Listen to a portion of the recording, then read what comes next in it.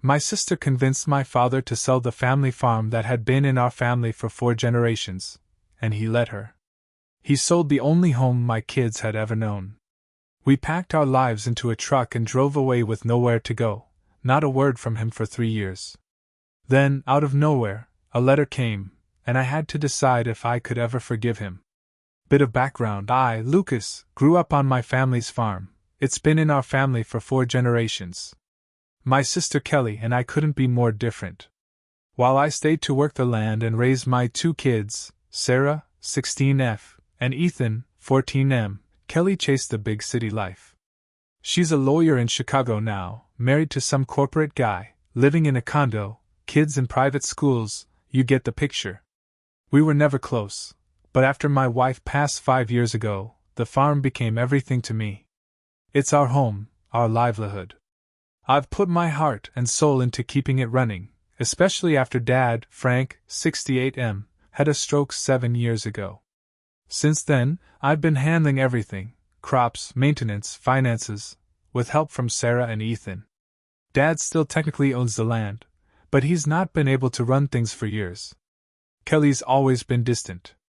She barely visits, except to remind me about her share of the farm's income, which Dad insisted we split years ago. Don't get me started on that. Every visit she acts like this place is beneath her, making these little digs about farm kids, and how we're stuck in the past. Then, out of nowhere, she started coming by more. At first, I thought maybe she missed Dad or wanted to reconnect. But nah, it's all about money. A few weeks back, she showed up for a family dinner. My daughter Sarah loves photography. She's been documenting life on the farm for a school project. During dinner, Kelly turns to her and says, in front of everyone, "You must be good at photographing fields, for memory's sake. Because honestly, what prospects do you have here? Land isn't a business anymore. You should get out and find a real job." I saw Sarah's face. She didn't say a word, but her eyes filled with tears. It killed me. Since that night, things started spiraling. Kelly's visits increased, and suddenly Dad's different. He used to ask about the kids, tell stories about the farm. Now he's quiet. When he talks, it's stuff like, "Lucas, maybe you should think about moving closer to the city, it'd be better for the kids." Then last week, I overheard something I can't unhear. I was in the hallway when I heard Kelly and Dad in the kitchen. Kelly said, "Dad, you don't want to die and leave everything to Lucas and his kids, who don't even know how the world works, do you? Emma's going to college, a real college. We need to sell the land. Lucas will find work, he's a hard worker. We'll give him some money to tide him over. And if you don't support me, well, don't expect to see Emma and Oliver again. I won't let them come visit you out here in this dump." I felt sick. She's blackmailing our father, using his grandkids against him. That's where I'll leave it for now. This is just the beginning. I can already feel the ground shifting under my feet. I know I need to fight for my kids and for our home, but it feels like I'm about to lose everything. After overhearing that conversation between Kelly and Dad, I honestly didn't know what to do. I didn't tell Sarah and Ethan right away. They knew something was off, kids always know, but I wanted to shield them from it as long as I could. A few days after that, Dad started acting distant. Not in an obvious way. He still asked about the farm, but more in this checking a box kind of tone. Then he started saying stuff like, "Lucas, the market's changing, maybe it's time to think about options." Or, "Kelly says city life could open more doors for the kids." That last part hit me hard. Before, he was so proud of what we built here. Proud that Sarah could handle a tractor as well as any adult, or that Ethan learned how to repair old equipment from YouTube and trial and error. And here's the kicker, Kelly started popping in more. Like just showing up unannounced. Usually in one of her city outfits that screamed, "I don't belong here, but I'll tolerate it for the money." I caught her taking photos on her phone a few times, snapping pics of the property, of the barns, even the fields. I asked her what she was doing. She just smiled and said, "Oh, just documenting things. You know, future planning." I'm not an idiot. That's real estate agent talk. One night, I finally confronted Dad. We were sitting in the den, an old room with wood paneling and one of those ancient TVs no one uses anymore. I said, "Dad, are you seriously thinking about selling?" He didn't look at me at first. Just kind of stared at his lap. Then he sighed and said, "Lucas, I have to think about what's best for everyone. Kelly makes some good points. Times are hard. You could build a new life elsewhere." I said, "This is our life. It's not just about land. It's about everything we've built. Sarah and Ethan, they've grown up here. It's their home." He didn't answer. That silence was worse than anything he could have said. Since then, there's been this weird tension. The kids feel it. Sarah asked me if something was going on. I told her not to worry, which I know is a lie. But what do you tell a 16-year-old whose world might get ripped out from under her? The worst part? Kelly's kids, Emma and Oliver, came by last weekend. First time in ages. And I heard Emma, clear as day, say to Sarah, "Mom says this place won't be here much longer. We'll probably buy a lake house next year." Sarah was crushed. She didn't show it at first, but that night, I heard her crying in her room. It's like they already think it's a done deal. Like we're squatters in our own home. I'm trying to hold it together, but it's getting harder. I can feel Dad slipping further under Kelly's influence. And now I'm wondering, how do you fight this? When it's your own family? I'm not giving up. But I know I need a plan. The visits didn't stop. Kelly was back again the next weekend, this time with her husband, Robert. They pulled up in their gleaming SUV, looking like they were headed to brunch, not a working farm. Robert didn't even take off his sunglasses when he walked inside. I was out in the fields when they arrived. Came back to find Kelly in the kitchen with Dad, papers spread out on the table. Financial printouts. Tax records. I stood in the doorway for a second, just watching. Dad looked defeated. Like he wasn't even part of the conversation. Kelly was doing all the talking. When they noticed me, Kelly gave this bright, fake smile and said, "Lucas, we're just reviewing some options for the farm's future." I asked what kind of options. She didn't miss a beat. The smart kind. It's a seller's market right now. We need to be proactive. Robert finally looked up, adding, "There are buyers out there who'd pay top dollar for this land." I wanted to throw them both out. But Dad, my own father, said nothing. Just kept looking down at the papers. Later that day, I found out they'd brought a surveyor with them. I caught him walking the property line, clipboard in hand. When I confronted Kelly, she said, "It's standard, Lucas. Just information gathering. No decisions have been made." But I knew better. You don't hire a surveyor for. Just in case. That night I couldn't sleep. The house felt different. Like it wasn't mine anymore. Every creak in the floorboards, every gust of wind against the windows, felt like an echo of what was coming. The next morning, Sarah asked me straight out, "Dad, are they going to sell the farm?" I couldn't lie to her. Not anymore. I told her the truth, that they were trying, but that we weren't going to give up without a fight. She didn't cry this time. Just nodded, jaw set. Later I saw her in the barn, taking photos again. More deliberate this time, like she was trying to capture everything before it was gone. And Dad, he's barely speaking to me now. He spends hours in his room or sitting quietly with Kelly when she visits. The man who used to tell me, "This land is who we are," won't even look me in the eye. I can feel the walls closing in. And I know, the real fight hasn't even started yet. A few days later, it escalated. Kelly showed up again, unannounced like always, but this time she wasn't alone. She brought a man in a blazer, clipboard in hand. A real estate agent.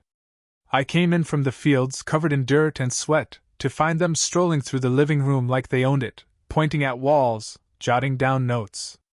I stopped cold in the doorway. "What's going on?" Kelly turned, that sharp little smile on her face. "Just a walk through. It's time to think about next steps. I looked at the agent. This is my home. You can't just come in here. Kelly didn't miss a beat. Dad said it was fine. You know he's the owner. We're just being practical. And there was Dad, sitting in his recliner. Silent. He didn't look at me. Didn't say a word. That hit harder than anything Kelly could have said. I followed them outside as the agent started taking photos of the barn. You've got no right to do this without at least telling me. Kelly tilted her head, all fake sympathy. Lucas, this is about what's best for everyone. Emma's college costs are real. And Dad's not getting younger. You can't expect him to hold on to this place forever. Then she leaned closer, voice low.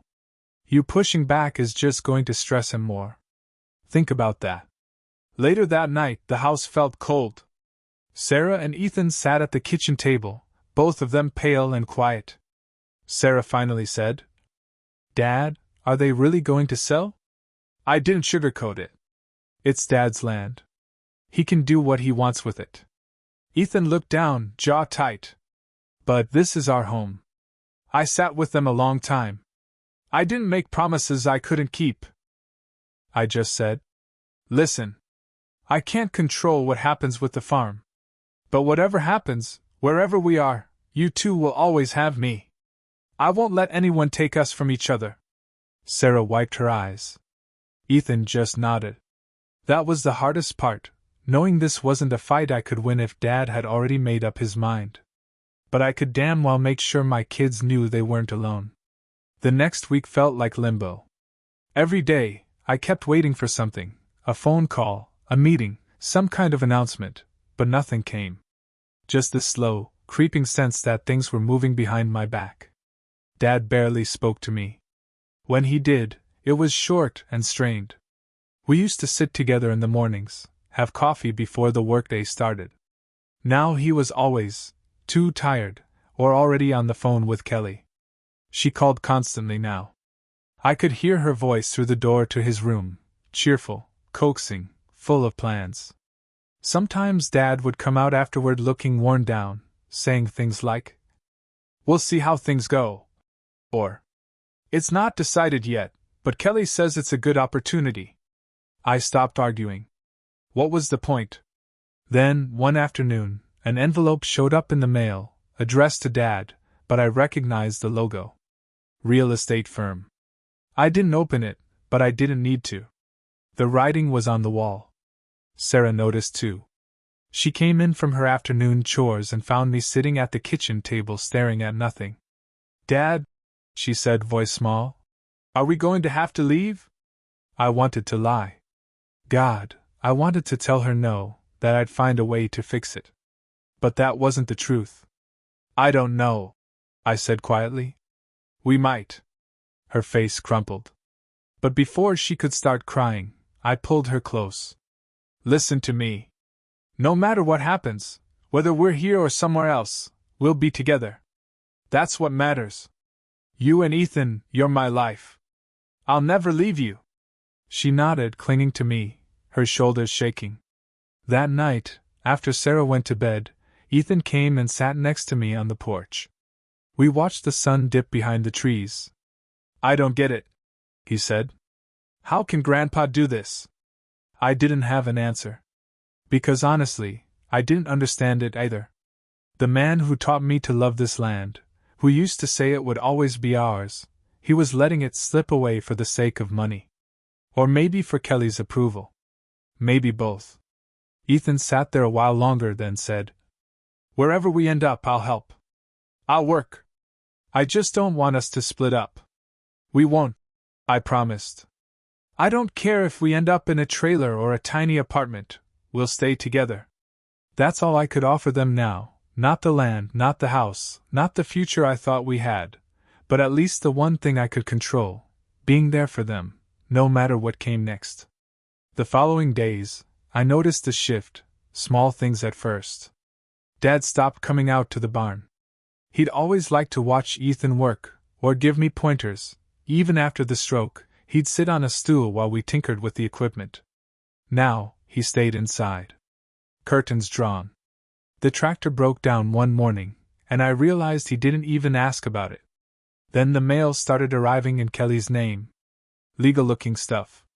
One afternoon, Sarah brought in a thick envelope and handed it to me, eyebrows raised. "Why is Aunt Kelly getting mail here?" I had no good answer. The next blow came that weekend. Kelly and Robert pulled up again. This time, Dad was dressed and waiting for them on the porch. They all went inside together, shut the door. I wasn't invited.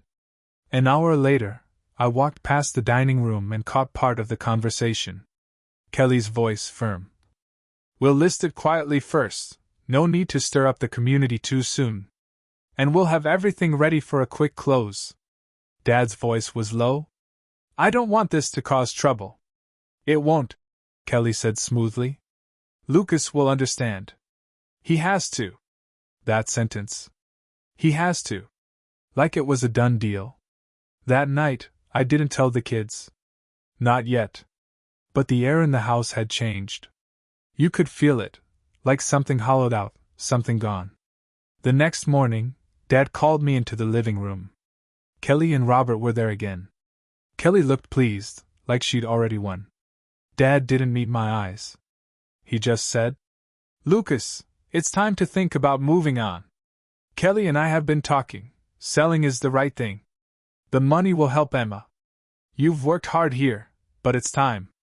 I stood there, every muscle tight. "And what about Sarah and Ethan?" I asked, voice rough. "This is their home." Dad just sighed. "They're young. They'll adapt." Kelly chimed in then, ever helpful. "It's not like they'll be out on the street. We'll make sure there's something set aside for you. A little cushion, so you can start over." Start over. Like we were being evicted from some rental. For a long second, I didn't say anything. Then I nodded, not because I agreed, but because fighting wouldn't change the fact Dad had the final say. That night, when Sarah asked if anything had happened, I told her the truth. "They're going to sell, sweetheart." She looked like I'd punched her. Ethan, when he heard, just stood frozen, fists clenched. "So that's it? We lose everything?" I pulled them both close. "No matter what happens, we'll be together. That's what matters. You'll always have me. We'll figure it out." It wasn't enough. But it was all I could give them. 3 mornings later, a white SUV pulled up. 3 men got out, one with a camera, one with a clipboard, one with measuring tools. They didn't knock. They went straight for the barn. I came out from the side shed, wiping my hands. "What are you doing?" the one with the clipboard said. "Here to take listing photos and measurements. The owner scheduled us." I didn't need to ask who he meant. I went inside. Dad was at the table with a cup of coffee. "You knew they were coming?" I asked. He didn't look up. "Kelly arranged it." I stood there for a long moment. Then turned and left. No point saying more. By midday, they'd been through the barn, the equipment shed, even the fields. Sarah came in from the yard, her face pale. "They were in the garden," she said, "taking pictures of the house." That afternoon, the "for sale" sign was hammered in by the road. When the kids came down for dinner, they'd already seen it. Ethan pushed his plate away. "So we're just supposed to leave now?" I kept my voice steady. "We'll go if we have to. But no matter where we end up, we stay together. You both come first. Understand?" Sarah didn't say anything, but she reached over and grabbed my hand. That night, as I shut off the porch light, the sign out by the road caught in the beam, bold, red letters. It felt like a line had been crossed. Like this wasn't just talk anymore. Now it was real. 2 days after the sign went up, Kelly came back. This time she didn't bother pretending it was a casual visit. She arrived mid-morning, heels clicking on the porch, a thick folder in her hand. Robert wasn't with her. She walked straight into the kitchen where Dad and I were sitting. Dropped the folder on the table. "I've spoken to the buyers," she said. "They're ready to move quickly. We need to clear out unnecessary equipment and personal items to stage the property." Dad glanced at her, then down at his coffee. Stage it? I said. You're talking about my kid's home. Kelly sighed, as if I were a child being difficult. Lucas, it's done. The paperwork's moving. The buyers want to close within 6 weeks. The sooner we cooperate, the smoother this will go. She turned to Dad. I've scheduled an appraisal and a second showing. I'll be here Friday to help with sorting. I looked at Dad. You're letting her empty this place? He didn't answer. Just rubbed his forehead. Kelly gathered up the folder. You should start packing what you want to keep, she said on her way out. There won't be room to take everything. She left without another word. That evening, Sarah found me on the porch. Ethan says he's not leaving. Says he'll hide in the barn if he has to. I exhaled slowly. No hiding. We'll face whatever comes, together. She nodded, but I could see the fear in her eyes. Later, after the kids were asleep, I knocked on Dad's door. He didn't open it. Just said through the wood, It's better this way, Lucas. For everyone. I stood there for a long time before walking away. By the end of the week, it was clear Kelly was running the show. Friday morning, her SUV was back, loaded this time. Boxes, plastic tubs, tape. She brought movers. 2 men I'd never seen before started unloading without even a nod. I stepped out onto the porch. What is this? Kelly didn't bother pretending anymore. We're clearing out non-essentials. The buyers want a clean walk-through next week. I looked past her. They were already carrying crates into the barn. Inside, Dad sat in the living room, watching TV with the volume too loud. I turned it down. You're okay with this? He didn't look at me. I'm tired, Lucas. That was all he said. By noon, family photos were coming off the walls. The old quilts, the kids' drawings, my wife's framed recipe in the kitchen, boxed up. Sarah came in while they were packing the bookshelf. She just stood there, frozen. They're taking Mom's things. I pulled her aside. We'll keep what matters. I promise. But I couldn't stop them. Legally, none of it was mine. In the afternoon, Kelly came out to where I was stacking tools by the shed. The buyer's agent will be here Tuesday. Please have the place tidy. It reflects poorly otherwise. I didn't answer. What was left to say? That night at dinner, the table felt empty. Half the pictures were gone. The walls were bare. Ethan barely touched his food. I hate her, he said suddenly. I hate what she's doing. I shook my head. Hating her won't help us. We focus on us now. Sarah looked down at her plate, voice small. Where will we go?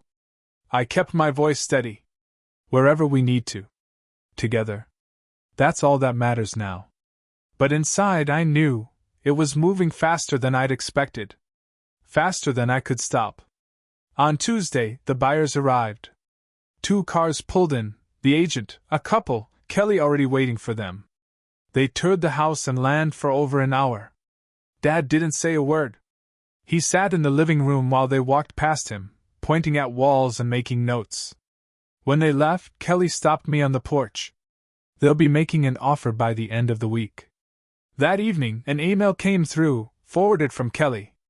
Formal offer attached. Over dinner, I told the kids. They've made an offer. It's moving forward. Sarah looked down. Ethan stood up and left the table. Later, Dad called me into his room. It's for the best, Lucas, he said. You'll figure something out. I didn't argue. There was nothing left to argue. The sale went through quickly. Within a few weeks it was done. The papers were signed. The farm was no longer ours. There wasn't much to take. We packed what we could, a few boxes, clothes, some of Sarah's photos, my wife's things. The rest was either sold off or left behind. Dad didn't come out when we left. We didn't speak. He'd made his choice. We moved 2 hours south, to a small town where no one knew us. I used my share from the sale to buy a modest house, old but solid.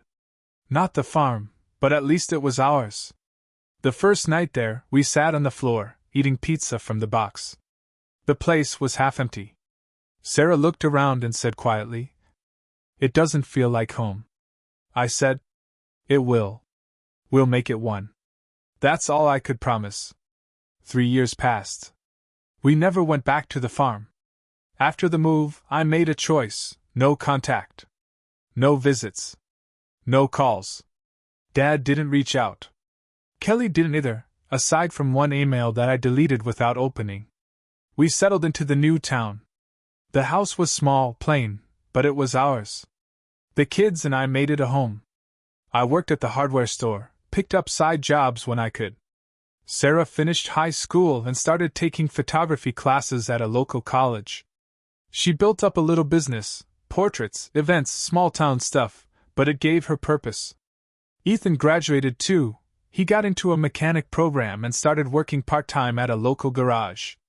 Hands always dirty, always busy. Life wasn't easy, but it was steady. We had our routines.